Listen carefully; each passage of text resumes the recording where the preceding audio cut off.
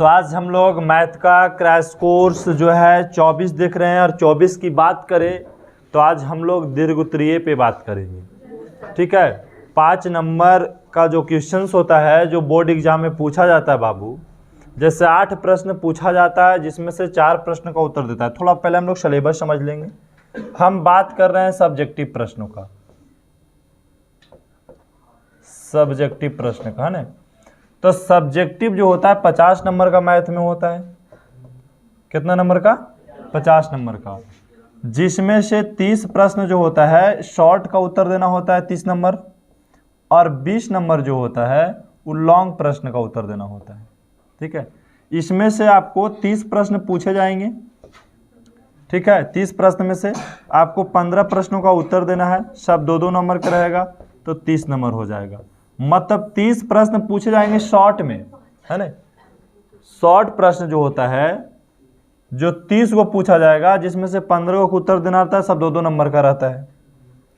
बात करते हैं ये जो 20 नंबर है इसमें टोटल 8 प्रश्न पूछे जाते हैं जिसमें से हमको उत्तर देना होता है 4 प्रश्नों का, है ना। और ये सब जो होता है बाबू 5-5 नंबर का होता है, तो मतलब 5 को 20 नंबर का। और आज इसी 20 नंबर की हम बात करने वाले हैं क्लास में। ठीक है, इसी 20 नंबर की बात करेंगे कि सर कैसा लॉन्ग प्रश्न किस टाइप का पूछा जा रहा है बोर्ड एग्जाम में, जिसमें से सब तो नहीं बोल सकते इसमें से, लेकिन कुछ प्रश्न जो है जो बार बार रिपीटेड है। ठीक है, आपको हमेशा जो है बाबू सबसे पहला प्रश्न ये तो 5 नंबर में पूछा जाता है ग्राफ विधि से हल करने के लिए। ग्राफ विधि से हल करने के लिए प्रश्न पूछा जाता है 100%। मान लो कि अगर आप ग्राफ विधि से हल करना जानते हैं तो समझिए कि 5 नंबर आपको कोई नहीं रोक सकता है। हर मॉडल उठाइए, सब में ग्राफ विधि पूछा है। ठीक है, तो ग्राफ विधि से आपको 2 समीकरण दे दिया है, इसको हम हल करेंगे। कैसे हल करेंगे बाबू? बस कुछ नया सोल्व लिख दिए, यहाँ लिखेंगे सर समीकरण फर्स्ट को हल करने पर। 2 समीकरण है, समीकरण फर्स्ट है, ये समीकरण सेकंड है। समीकरण फर्स्ट को हल करने पर, और एकदम आराम से समझना, हल करने पर तो बाबू समीकरण फर्स्ट हमारा है 9x - 10y + 12 बराबर में 0 है।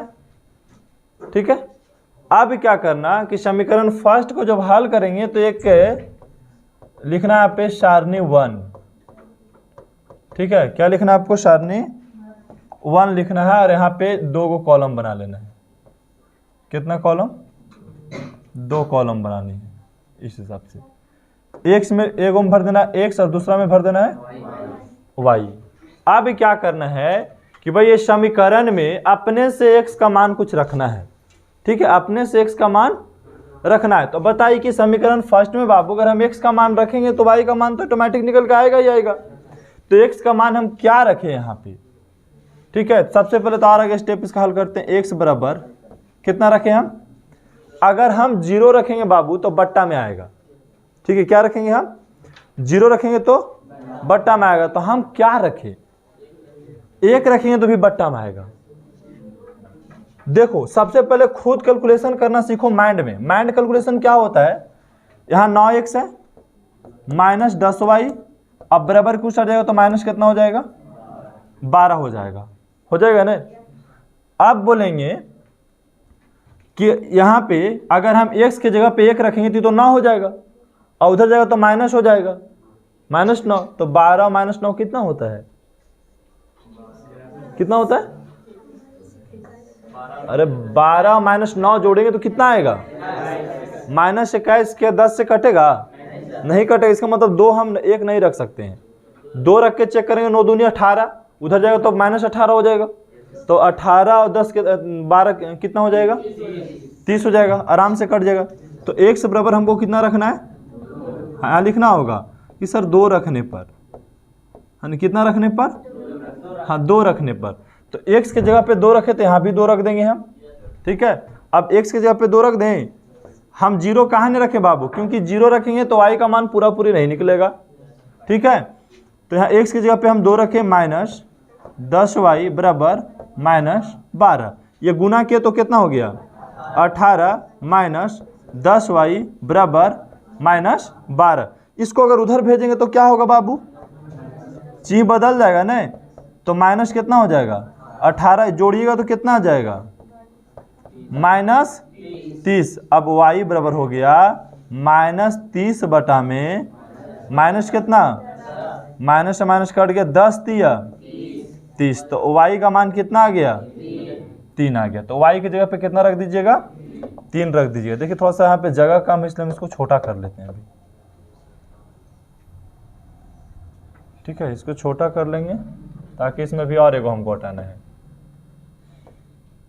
चलिए इसको हल कर लिए, तभी एक हल निकला है। एक और बताइए कि x बराबर हम और क्या रखें, x बराबर हम और क्या रखें कि y का मान पूरा पूरी निकल के चला है। तो 3 रख रहे हैं तो कितना हो रहा है 9 तिया 27 हो रहा है, उधर गया तो 39, 10 से तो कटेगा नहीं इसलिए 3 नहीं रख सकते हैं। 4 रख के चेक करेंगे तो 9 चको 36 और 12 जोड़े तो कितना होता है 48। इसका मतलब ये भी पॉइंट में कटेगा जा करके। चलिए हम 4 नहीं रख सकते, 5 रखेंगे तो 9 बचे 45, 45 में 12 जोड़ेंगे तो हाँ कितना आएगा 57 भी नहीं होगा। चलिए 5 भी रख के हम फंस गए यहाँ पे। 6 रख के चेक करेंगे 9 छक 54 में 12 जोड़े तो वो भी नहीं होगा। 7 किए तो कितना होगा 75 और 7 चेक कर दिया और कितना 8, 8 9 72, 72 और 84 भी नहीं होगा, 9 9 81 भी नहीं होगा, 9 10 के 90 ये भी नहीं होगा। इसका मतलब इतना लॉन्ग जा रहा है उसके बावजूद भी नहीं हो रहा है, तब क्या करेंगे हम, तो माइनस में भी चेक करेंगे। ये तो प्लस में चेक कर लिए, अब हम माइनस में भी चेक कर सकते हैं कि सर माइनस चेक रखते हैं आप, तो माइनस चेक रखेंगे तो उधर जाएगा तो प्लस हो जाएगा, प्लस 9 हो जाएगा, तो प्लस 9 हो जाएगा तो कितना बचेगा -3, ये भी नहीं कटेगा। तो हम कितना रखें, ठीक है। तो ये जरूरी नहीं है बाबू कि तुम जो है से इतना चेक करो, हम अब रख देंगे कोई ना कोई संख्या। क्या रख दे बोलिए, 2 तो रख चुके हैं, 3 रखना है तो हम रख सकते हैं सर, 3 भी रख सकते हैं। तो 3 रखेंगे, x बराबर कितना रख दें हम, बस उतना आपको रखने पर, क्योंकि पॉइंट में ही कट रहा है अब, तो पॉइंट में रखेंगे उससे भी आंसर आ जाएगा, कोई दिक्कत नहीं है। तो x बराबर कितना हो गया 3। तो आप बताइए 9 गुने 3 माइनस 10y बराबर -12 हो गया, 9 तिया 27 माइनस 10y बराबर -12, माइनस 10y बराबर -12, ये उधर चल गया तो -27, जुड़ गया तो कितना बचेगा बाबू बोलिए, -10y बराबर कितना हो जाएगा, कितना हो जाएगा -39। अब y का मान यदि बोले तो सर -39 बटा में -10, माइनस से माइनस कट गया, भागा देंगे तो 3 दशमलव कितना आएगा 9, 3.9। पहले कोशिश करना है बाबू कि दशमलव में नहीं आए। जब आखिरी हमारे पास कोई ऑप्शन नहीं बचा, हम 10 तक के चेक कर लिए, चलो अब पॉइंट में भी ला देते हैं, कोई दिक्कत नहीं है। अब अगला चेक करेंगे हम, समीकरण फर्स्ट को हल कर लिए, इसी प्रकार से समीकरण सेकेंड को हल करना है हमको। समीकरण सेकेंड को हल करने पर, समीकरण सेकेंड को हल करने पर, तो भाई समीकरण सेकेंड के जब हल करोगे बाबू, यहां बगल में एक सारणी बना लेते हैं।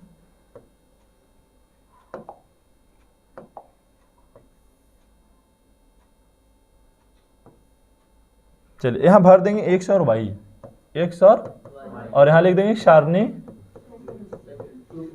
2 लिख देंगे सेकेंड के लिए, है ना। अब समीकरण सेकेंड कितना है 2x प्लस 3y, अब बराबर को साइड भेजेंगे तो 13, है ना, +13 हो जाएगा। अब बताएं हम x की जगह पे क्या रखें, ठीक है 1 रखेंगे।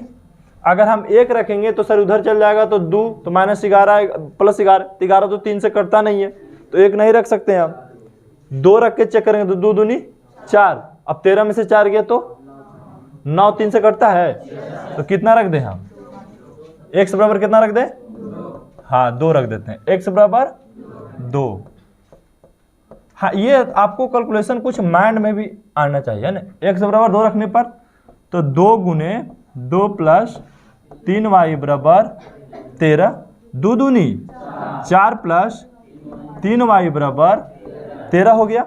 अब बोलेंगे सर जाती जाती हल कर दिए, बराबर को साइड भेज दीजिए, तो ये उधर चल गया तो -4, तो 3y बराबर 13 में से 4 गया तो 9, तो y बराबर 9/3, 3 तिया 9, तो y का मान कितना आ गया? 3 आ गया। y का मान 3 आ गया ना, तो y का मान यहाँ 3 भर दें बाबू, किसी को दिक्कत नहीं। अब हम अगला क्या करेंगे, और एक कॉलम भरना है, तब क्या रखें हम? बोलिए x बराबर क्या रखें, और हम x बराबर 4 रखने पर हो जा रहा है भाई, 4 दूनी 8, 13 में 60 कितना बचता है? 5 लगा देते हैं, 5 x जगह पे 5 रखने पर तो x की जगह पे जब 5 रखेंगे तो कितना हो जाएगा? 2 गुने 5 प्लस 3y बराबर 13, 5 दूनी 10 प्लस 3y बराबर 13। अब देखो बाबू 3y बराबर 13, ये बराबर के उछट जाएगा तो -10, तो बताइए 3y बराबर कितना बचा? 3, तो y बराबर 3/3 कट गया तो 1 आ गया y की जगह पे।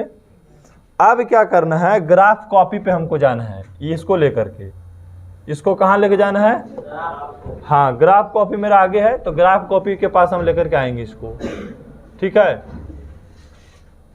ये ग्राफ कॉपी के पास लेके चला, एक और समीकरण है उसको भी ग्राफ कॉपी के पास लेकर के आएंगे, क्योंकि यहाँ जगह नहीं है, इसलिए अगला पेज में दोनों को लेकर चल गए। बाकी इसका काम हो गया, समीकरण फर्स्ट था और ये समीकरण सेकंड है। आगे यहाँ पे अब क्या करना है, ग्राफ कॉपी पे आपको बनाना है, ठीक है। एक खींचना है पूरा YH, ये कौन अक्ष है? YH, और एक लेना है X अक्ष, ये कौन अक्ष हो गया? X अक्ष हो गया। यहाँ पे लिखना होगा आपको कि सर ये X अक्ष है, कौन अक्ष है बाबू?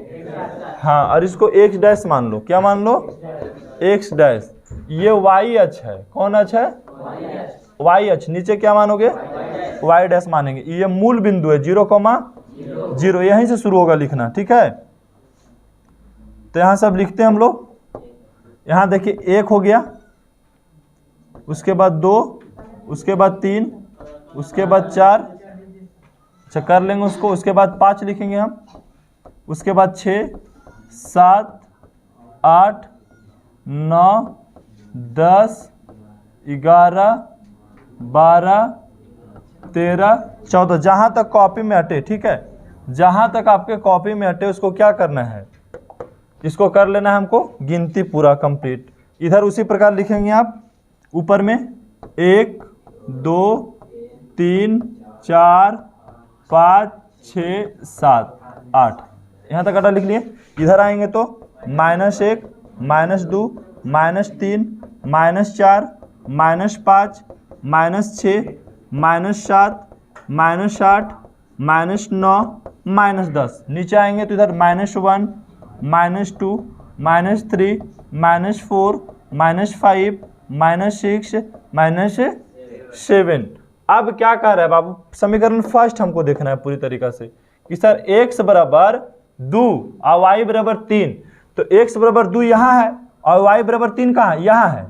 तो जिसको एकदम नहीं समझ में आता है 2 फिंगर लेके चलो, एक x के लिए और दूसरा y के लिए। तो x बराबर कितना बोल रहा है? 2 और y बराबर 3, तो ये दोनों अंगुली के ले जाओ, कहाँ पे, कौन बिंदु पे टकरा रहा है? यहीं पे टकरा रहा है करके, टकराया ना जी। देखिए x बराबर 2 और y बराबर 3, तो इसको लिख दीजिए कितना? 2,3, ऐसे लिख दीजिए आप यहाँ पे। अगला में क्या बोला?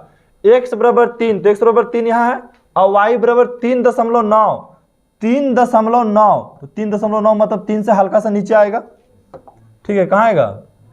3 से हल्का सा नीचे आएगा। यहाँ पे देखिए, यहाँ लिख दिए कितना? 3,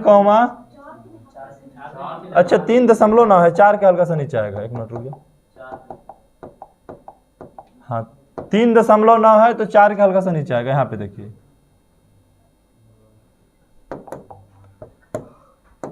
ठीक है, यहाँ पे आ गया, ठीक। कितना लिखाएगा ये? 3,3.9। अब यहाँ क्या करेंगे बाबू, एक स्केल के सहारे से इसको मिला देंगे हम, ठीक है। इसको क्या करेंगे, सीधा ये दोनों लाइंस को हम सीधा क्या करेंगे, मिला देंगे। तो ये सीधा मिल जाएगा। स्केल के सहारे से इसको पूरा बढ़िया तरीका से क्या करोगे आप, पहले मिला देंगे। देखिए अभी सही से मिला था नहीं,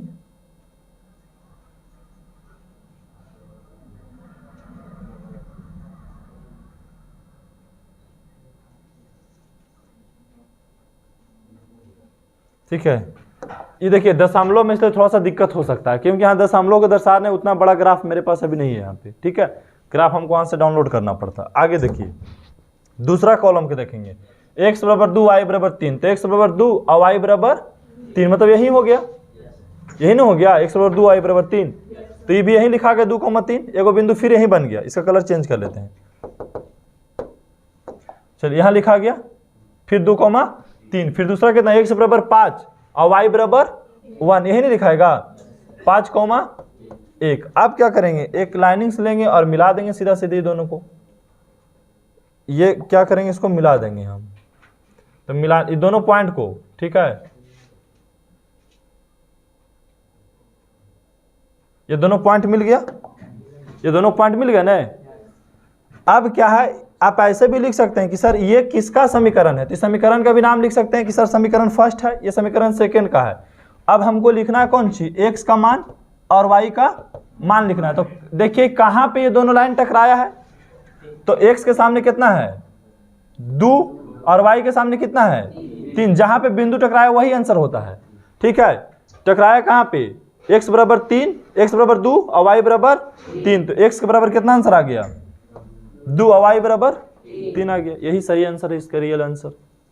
किसी को दिक्कत है यहाँ पे समझने में ग्राफ को, ठीक है। कुछ दूसरा समीकरण,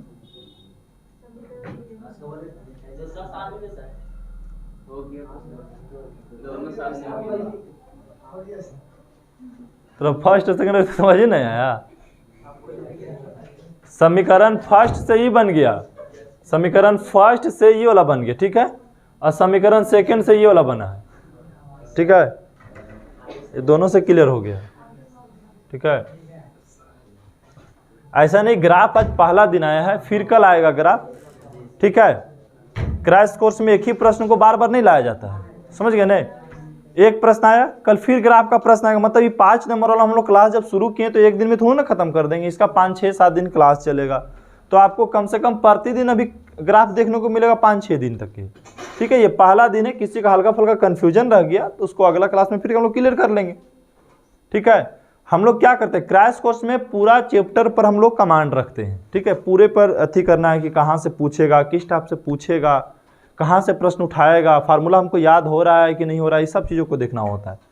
अगला प्रश्न देखेंगे, और काफ़ी इजी प्रश्न है, ठीक है।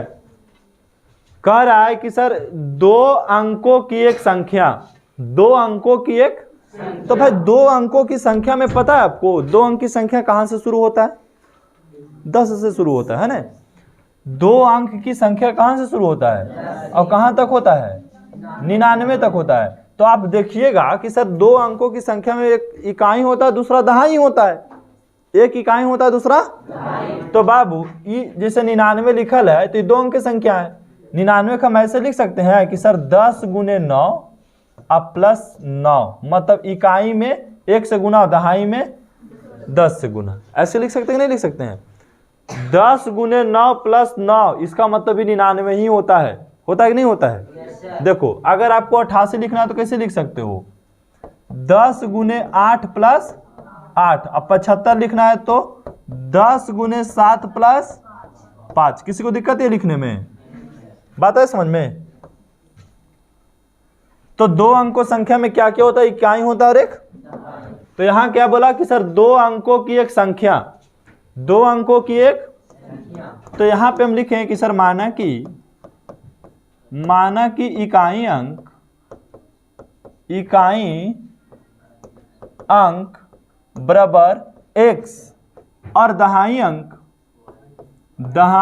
y मान लो, दहाई अंक बराबर y। तो बाबू संख्या क्या बन जाएगा, तो बोलेंगे सर संख्या, अब दहाई y है, दहाई कौन है और इकाई कौन है, तो संख्या क्या बनेगा 10y प्लस x बनेगा बाबू, 10y प्लस x बनेगा। देखो 10y प्लस x, इकाई हो गया, y देखिए दहाई हो गया ना, किसी को दिक्कत? कह रहा है उसके अंकों को पलटने पर बनी संख्या। अब अंकों को पलट दीजिए, इकाई को दहाई, दहाई के इकाई, तो पलटने पर हम लिख दें पलटने पर। पलटना उलटना एक ही होता है, ठीक है। उलटना लिख रहा है, उलटने लिखते हैं। उलटने पर है ना, उलटने पर क्या हो जाएगा 10x प्लस वाई हो जाएगा। मतलब इकाई के दहाई बोल देंगे, दहाई को वाई बोल देंगे। जैसे 75 लिखते हैं तो अभी कौन है दहाई 7 और इकाई, इसको पलट देंगे तो कितना हो जाएगा 57 हो जाएगा। अब जो दहाई से 5 हो जाएगा, इकाई जो है कितना होगी। तो देखिए अगर हम संख्या को उलट करके लिखेंगे, देखिए संख्या हो गया 10y प्लस 6। अगर हम संख्या को उलट के लिखेंगे तो क्या हो जाएगा 10x प्लस वाई। अब हम प्रश्न से पढ़ेंगे, या लिखना होगा कि हम प्रश्न से सोल्व करना शुरू कर रहे हैं। प्रश्न से क्या कह रहा है कि दो अंकों की एक संख्या एवं उनके अंकों को उलटने पर बनी संख्या का योग कितना है। मतलब दो अंकों की संख्या है और अगर इसको हम उलट देते हैं तो उल्टेंगे तो 10x प्लस वाई, और ये दोनों संख्या का हम योग करते हैं, ये दोनों संख्या के क्या करते हैं हम योग करते हैं, तो कितना आता है 66। तो हल करेंगे बाबू, 10y plus x plus 10x plus y बराबर में 66।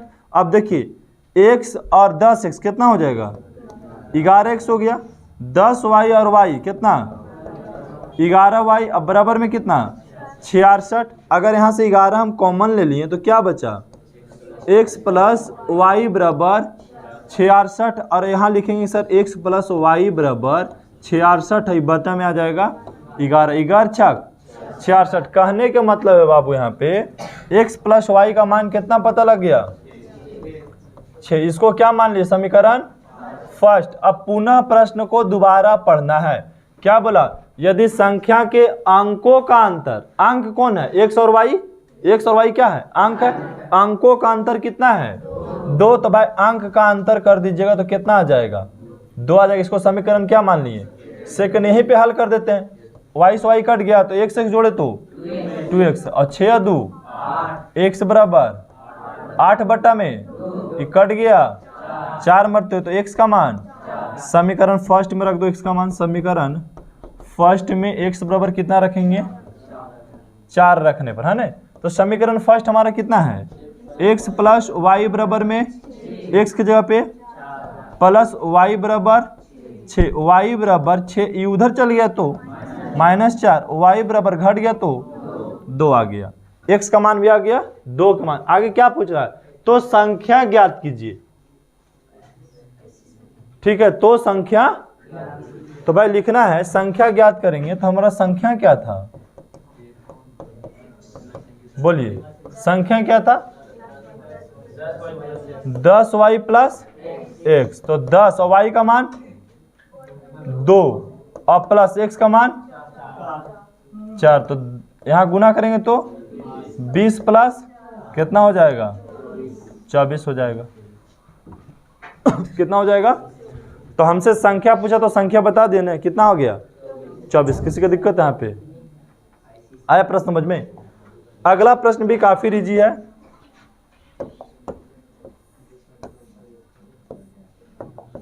चलिए अगला प्रश्न देखेंगे। कह रहा है कि सर दो संख्या का योगफल कितना है 1000, दो संख्या का योगफल कितना है तथा उनके वर्गों का अंतर कितना है 2,56,000 है, तो संख्या ज्ञात कीजिए। 2 लाख कितना हजार है, तो पहले मानना पड़ेगा ना संख्या। यहाँ पे क्या मानेगा संख्या के, माना की संख्या x और y मान लो। क्या लिखेंगे, माना की संख्या बराबर x, संख्या x और y है, ऐसे लिखते हैं, बना देते हैं x और y है। अब प्रश्न से पढ़ो, दो संख्या का योगफल 1000 है, तो चलिए दोनों संख्या के जोड़ दीजिए, x प्लस वाई बराबर में 1000, समीकरण फर्स्ट। तथा उनके वर्गों का अंतर, किनके वर्गों? संख्या के वर्ग कीजिए, तो वर्गों का अंतर 2,56,000 है। यह हुआ समीकरण सेकेंड। समीकरण सेकेंड को ही हम हल करने से उत्तर निकलेगा। आपको फार्मूला पता है, x square minus y square का फार्मूला क्या होता है? हाँ, एक्स प्लस वाई और एक्स माइनस वाई, अब बराबर में कितना? 2,56,000 है ना, 2,56,000, ठीक है, 2,56,000। तो बता बाबू, x प्लस वाई का तो मान दिया हुआ है हमको, कितना? तो 1000 रख दें और फिर x माइनस वाई बराबर 2,56,000। क्या ये 3 जीरो से 3 जीरो कट जाएगा, बटा में करेंगे तो बताइए x माइनस वाई का मान कितना पता लग गया? 200। इसको क्या मान लें? समीकरण। अब समीकरण फर्स्ट और सेकंड के हल कर दो, उससे निकल जाएगा एक्स वाई का मान। एक्स वाई का मान ही निकालना है ना। तो समीकरण फर्स्ट है x प्लस वाई बराबर 1000 और x माइनस वाई बराबर 256। ये कट गया ना, x जोड़े तो 2x और इसको जोड़े तो 1256 हो जाएगा। अब 2 से कितना मरतबे कट रहा है? 628 मरतबे। तो x का मान कितना आ गया? तो एक तो संख्या पता लगे 628। अब समीकरण फर्स्ट में रख दो। समीकरण फर्स्ट में x बराबर 628 रखने पर, है ना, 628 रखने पर, तो बाबू समीकरण फर्स्ट हमारा है x प्लस वाई बराबर 1000। x की जगह पे कितना रखो? 628 प्लस वाई बराबर 1000, वाई बराबर 1000 माइनस 628, वाई बराबर घट गया तो कितना आएगा? 372 ही आएगा। तो लिख दिए कि सर पहला संख्या 628 है और दूसरी संख्या 372 है। यही आंसर आ गया। बताइए, किसी को समझने में दिक्कत, किसी को कोई कहीं पे आ रहा समझ में ना? 5 नंबर का प्रश्न है, तो थोड़ा सा इसमें तो डिफिकल्ट होगा ही सब में, ऐसा नहीं कि सब इजी ही देगा। और देखो जो ये प्रश्न लाए ना अभी हम, ये लगता है बोर्ड एग्जाम में कई बार रिपीट किया हुआ है। अब देख रहे हैं यहाँ पे भी देखिए कई बार रिपीट किया हुआ है, और हमें लग रहा है कि जितना सारे प्रश्न लाए सब रिपीटेड है, लेकिन इस वर्ष के लिए ये इम्पॉर्टेंट है। और इसके अगला प्रश्न जो लाए ये भी कई बार पूछा गया है, ठीक है, और 5 नंबर में ही पूछा जाता है।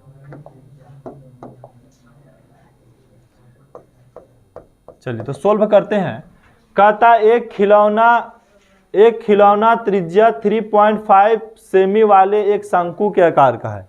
एक खिलौना है, एक क्या है? शंकु के आकार की क्या है? खिलौना है, जिसकी त्रिज्या कितना दिया गया है? चलिए 3.5 सेमी लिख दिए। शंकु के आकार के है, जो उसी त्रिज्या वाले, मतलब उसी जो शंकु की त्रिज्या है उसी त्रिज्या वाले एक अर्धगोले पे अध्यारोपित है। ये खिलौना जो है से किस पे अध्यारोपित है? अर्धगोला पर। अर्धगोला देखो ऐसे बनता है, अर्धगोला का डायग्राम बन गया। ये जो शंकुला खिलौना है किस पे आरोपित है? अर्धगोला। तो अर्धगोला के भी त्रिज्या कितना दिया है? सेमी है, दोनों का सेमी, क्योंकि उसी पे अध्यारोपित है। तो अर्धगोला की त्रिज्या और शंकु की त्रिज्या दोनों आपस में क्या है? बराबर है। तो हम तो एक ही होके लिखेंगे, किसी को दिक्कत? अब आगे पढ़िए।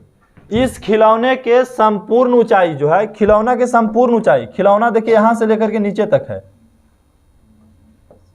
यहां से लेकर नीचे तक है, तो इसकी संपूर्ण ऊंचाई कितना दे दिया?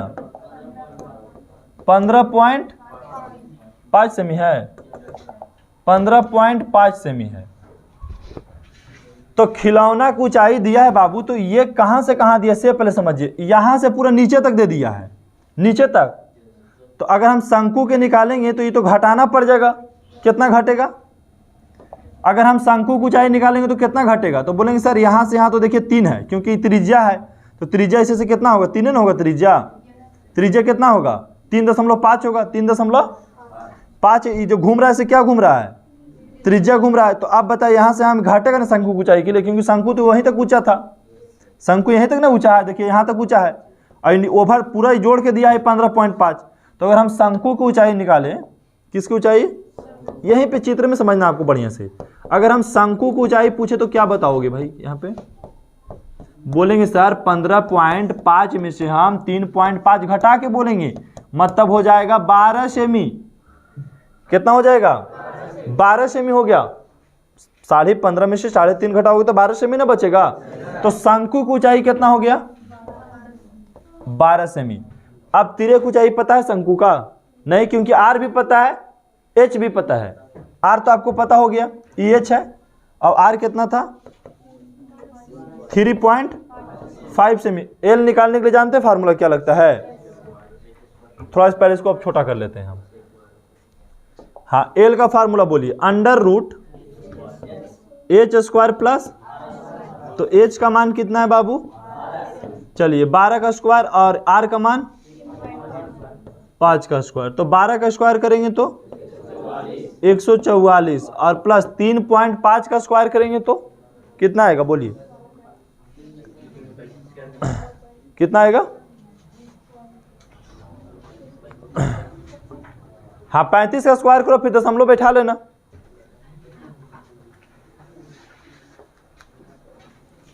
चलिए जल्दी कीजिए।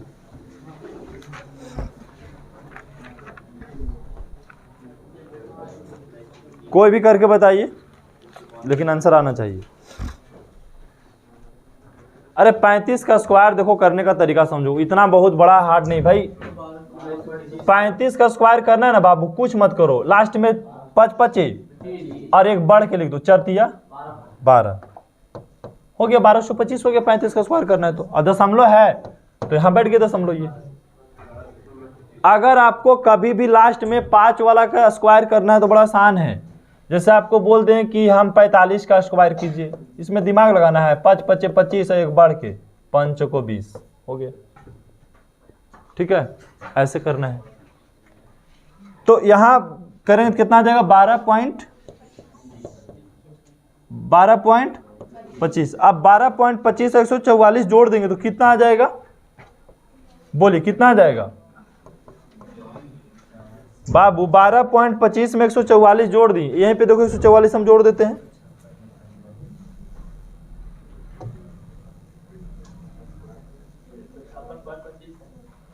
कितना आया, अरे 144 में 12 जोड़ेंगे तो 156 आएगा ही आएगा, 0.25। अब इसका वर्गमूल निकालना है, इसका वर्गमूल कितना आ जाएगा, बोलिए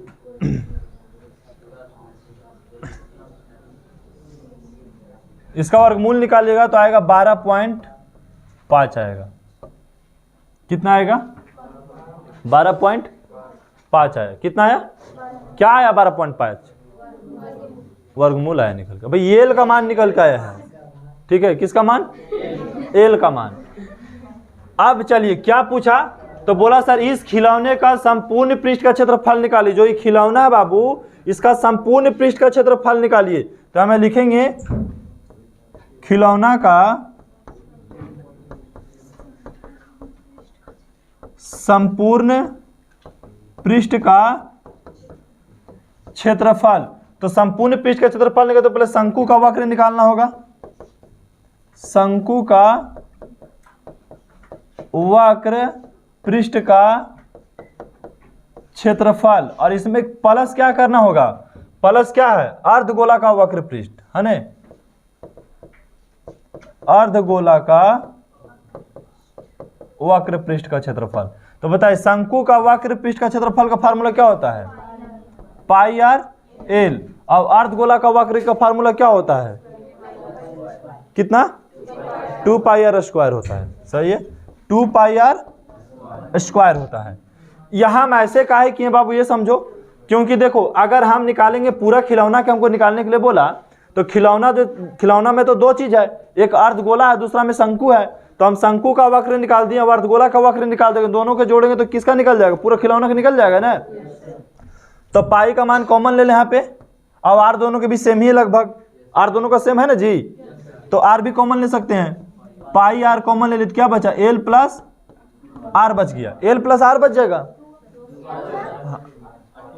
हाँ 2 बच गया, यहाँ पे 2 आर बचा, 2 आर बचेगा, 2 आर बच गया। ठीक है, अब बताओ पाई का मान अभी पाई रहने दो, आर का मान कितना है, चलो रख दे, पाई का मान 22/7 और आर का मान 3.5 है, तो इसको 35/10 बोल सकते हैं हम लोग, 35/10। और एल का मान 12.5 प्लस 2 गुने 3.5।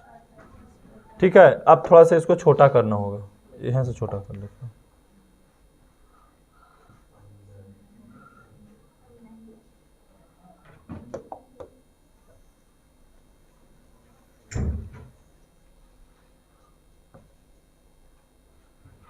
चलिए अब देखिए 7 पचे 35, 5 दूनी 10, 2 से ई भी कट गया, 11 मरते, तो बाहर में 11 बच गया काट कूट के। यहाँ देखिए 12.5 अब प्लस यहाँ गुना कीजिए कितना आ जाएगा, 7 आ जाएगा, कितना आ जाएगा 7। अब देखिए 11 गुने 12.5 में 7 जोड़ें कितना होगा 19.5 में 11 से गुना करेंगे तो कितना आएगा 19.5 में 11 से गुना करेंगे हम, बोलिए